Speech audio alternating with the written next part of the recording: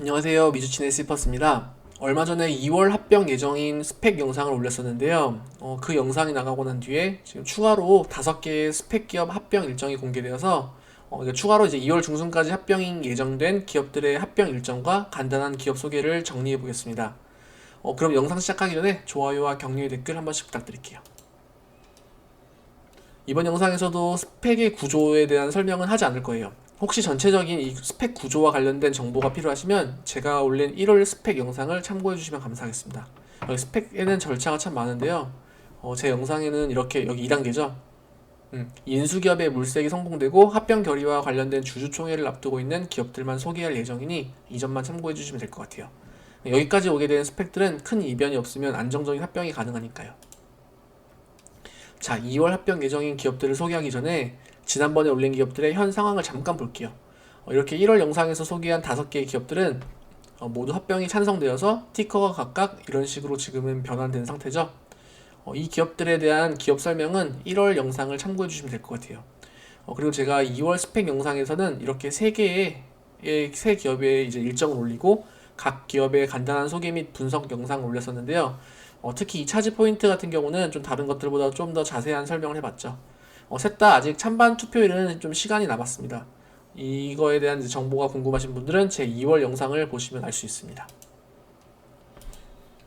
자, 그럼 이번 영상에서 추가된 2월의 합병 찬반 투표일을 앞둔 5개의 기업들을 볼게요. AMCI, FSDC, INSU, MCAC, PANA가 각각 이 기업들로 합병이 될 예정입니다. 찬반 투표율은 이렇게 있는데요. 전부 다 뭐 상장 대비 많이 올라주었죠. 특히 AMCI랑 뭐 INSU의 경우 뭐 60% 이상씩 올라주었네요. 그래도 뭐 SB 같은 뭐 대형급 스펙주에 비해서는 확실히 뭐 크게 오른 것 같지는 않아 보여요, 전부 다. 참고로 여기 제민이랑 이거 뉴베이션의 경우 의약 업체라서 제가 이번 영상에서는 따로 기업 소개나 분석을 안 할 예정입니다. 아직 매출이 잡히지 않은 기업들이라서요.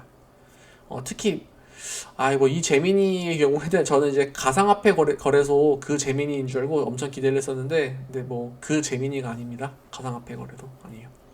이렇게 있고. 자, 그럼 스케줄을 한번 볼게요.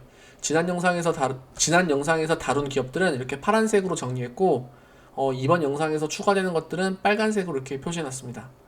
네, 이 NOVS의 경우에는 1월 29일에 이제 금요일에 투표를 할 예정이라서 여기 이렇게 올려놨어요. 1월 거에. 이건 다 스케줄이 확정된 기업들의 리스트로 혹시 2월 중에 이제 추가로 날짜가 확정되는 기업들이 있으면 계속해서 이렇게 영상 업데이트 하겠습니다. 자, 그럼 제약업체인 FSDC와 PANA를 제외한 3가지 기업들의 간단한 소개와 분석을 볼게요.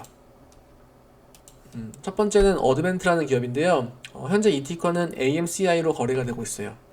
이 기업은 2006년 미국에서 설립된 수소연료 전지 제조 기업인데요. 이 기업은 수소연료 전지의 핵심 기술인 이 멤브레인의 기술력을 보유한 기업이라고 합니다. 퓨어셀이라는 이 이름 이제 단어를 많이 들어보셨을 텐데요.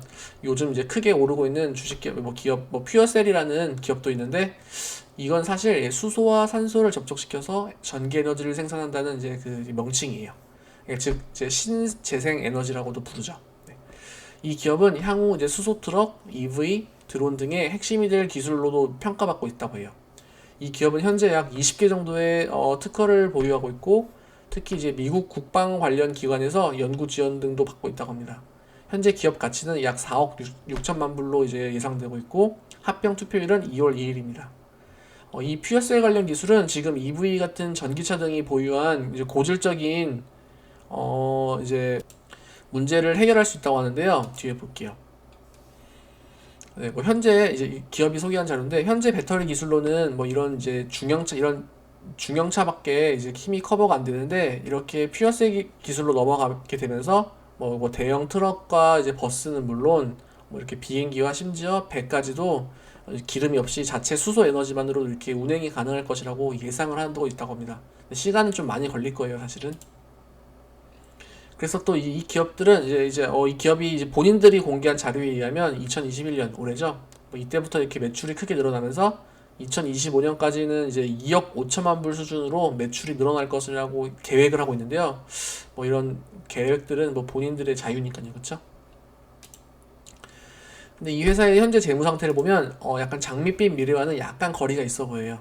2019년 기준 총 매출은 60만 불이었고 이제 총 35만 불의 순손실을 기록했습니다.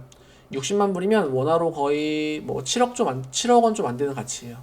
지속적인 적자로 약 976만 불 가량의 누적 결손금이 있기도 하고요.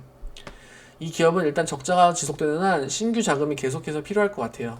이런 경우 이제 지속적으로 유상증자를 뭐 실행할 가능성도 있겠죠. 이 기업의 장밋빛 매출 계획이 현실화될지는 계속해서 지켜봐야 될 것 같아요. 그래도 또 최근 들어서 블루웨이브로 이런 재생 가능한 에너지에 정부 차원에서 막대한 투자와 지원을 하는 것은 긍정적으로 보입니다.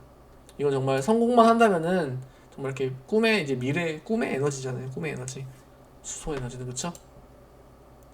니콜라 그런 것도 있죠.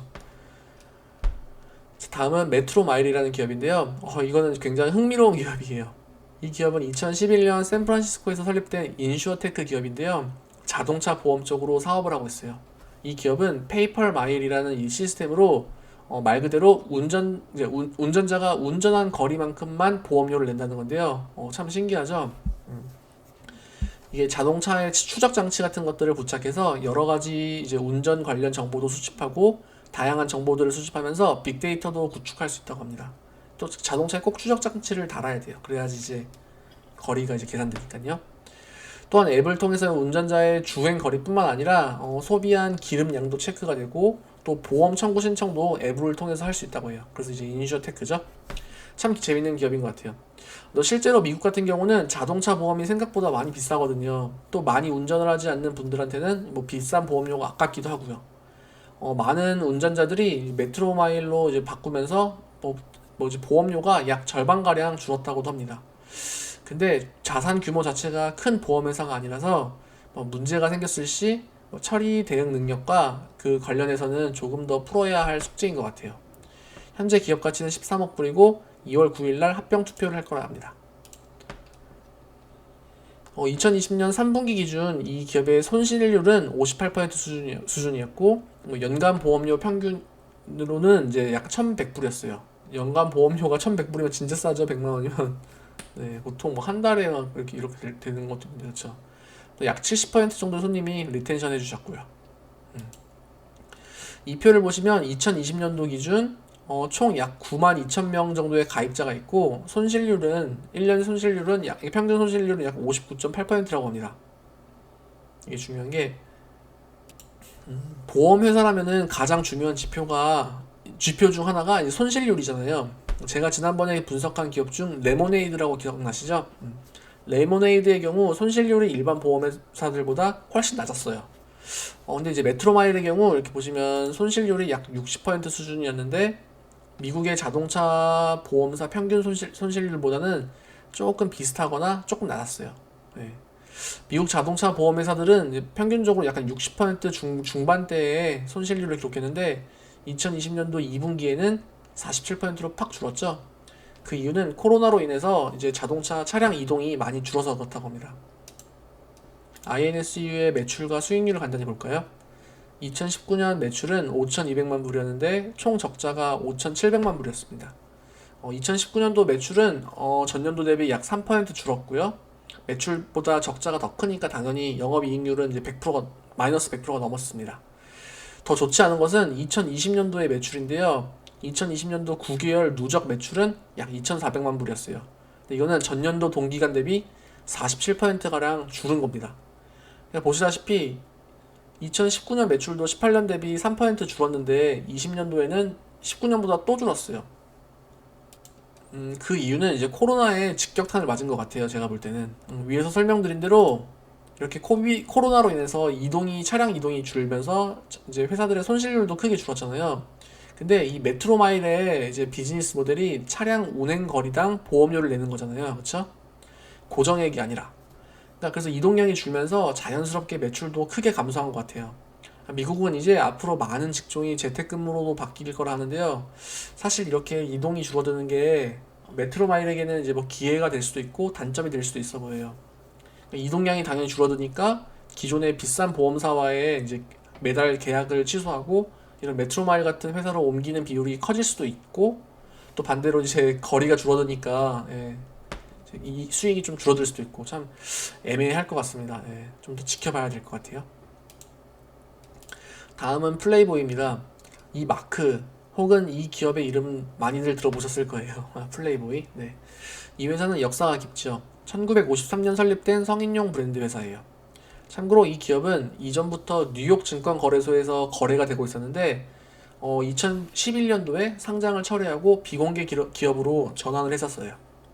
그 당시 주가는 약 주당 이제 약 6불 정도의 수준이었습니다. 그 이후 이제 비상장을 이제 철회하고 나서 약간 재정난이 좀 생기면서 다시 이번에 9년 만에 재상장을 시도하게 되었는데요. 기존의 플레이보이는 성인 잡지를 전문적으로 판매하는 기업이었지만 최근에는 이 브랜드 라이센싱과 온라인 상거래 기업으로 약간 탈바꿈을 했습니다. 주로 이 브랜드와 관련된 제품들을 팔고 또 성인용품 또한 판매를 하고요. 특히 이 브랜드는 중국에서는 엄청나대요. 국민 브랜드처럼 이제 크다는데 2005년부터 2015년간 10년간 중국에서는 이 로고 라이센스 매출만 약 50억 불을 벌었다고 해요. 또 이제 2015년부터 2025년까지 10년은 100억 불로 예상한다고 합니다. 라이센스 비용만요. 네. 현재 기업 가치는 4억 불이고 합병 투표일은 2월 9일이라고 합니다. 이건 플레이보이의 네, 웹사이트를 스크린샷한 건데요. 보시면 이렇게 다양한 제품들을 팔고 있어요. 카테고리별로. 예쁘죠, 옷이? 옷뿐만 아니라 이렇게 뭐 남성용, 여성용품 그리고 뭐 속옷 등도 팔고 있고요. 뭐 다양한 이제 굿즈를 팔고 있는 것 같아요. 네. 근데 또 이제 여기 보시면은 이렇게 플레이보이 TV와 플레이보이 플러스라는 게 있는데 이거는 이제 프리미엄 구독 서비스예요. 근데 이걸 누른 건 제 영상에서 보여드릴 수가 없네요. 네. 19세 미만 관람 불가입니다. 네, 18세라고 적혀 있는데요. 네. 제가 볼 때 한 19세 미만 되는 것 같아요. 네. 플레이보이의 수익률을 볼게요. 2019년 총 매출은 7,800만 불인데 2,300만 불의 적자가 났어요. 매출은 전년 대비 22% 줄었는데 19년도 기준이에요. 예. 매출 총이익률은 51%로 준수했습니다. 그런데 이렇게 보면 뭐야 엄청 별로잖아 할 수 있지만 2020년도 9개월을 보면은 이제 총 매출이 9개월 만에 1억 불을 달성했고 매출이 78%가량 증가했어요. 순이익률은 그래도 마이너스 5%를 기록했지만요. 그래서 이제 매출이 어디서 이렇게 크게 증가된 것인가 봤는데요. 이건 플레이보이의 매출 구조예요. 총 이렇게 4개의 매출 구조로 이루어졌는데요. 아까 말씀드린 로고 라이센스, 또 매거진 잡지 판매, 뭐 TV 프로그램 나오는 것들, 그리고 이렇게 제품 판매가 있죠. 이거는 이제 2020년도 거, 이거 아래 거는 2019년도에 이제 9개월치인데요. 네, 이렇게 보시다시피 전년도 대비 이 제품 판매, 컨슈머 프로덕트가 크게 늘었어요, 완전. 그쵸? 완전 늘었고, 네, 로고 라이센스도 전년도 비해서 이제 거의 10% 이상 늘어났고요. 그래가지고 전체적으로 뭐 이렇게 매거진 관련 매출은 줄어들어도 이 회사는 앞으로 전략을 성인 잡지 판매 기업이 아니라 이렇게 나름대로 강력한 브랜드 로고를 통해서 라이센스 수익과 이커머스 전문 기업으로 탈바꿈하려고 하는 것 같아요. 네, 좀 기대가 좀 되긴 됩니다. 네. 오늘 영상은 여기까지인데요. 조금이라도 도움이 되셨으면 구독과 좋아요 그리고 격려의 댓글 부탁드려요. 이 일정 잘 보시고요. 혹시 이 일정이 추가로 발표되는 기업들이 있으면 제가 추가 영상 바로 올릴게요. 참고로 이 날짜는 이제 합병 일자를 이제 찬반을 투표하는 날짜고요. 여기서 이제 찬반이 이제 승인이 나면은 보통 이제 5일 정도 이내로, 빠르면 뭐 다음날 바뀌는 경우도 있고요. 늦어도 5일 이내로는 새로운 기업의 티커로 이제 바뀔 예정이에요. 네. 알아두시면 감사하겠습니다. 감사합니다.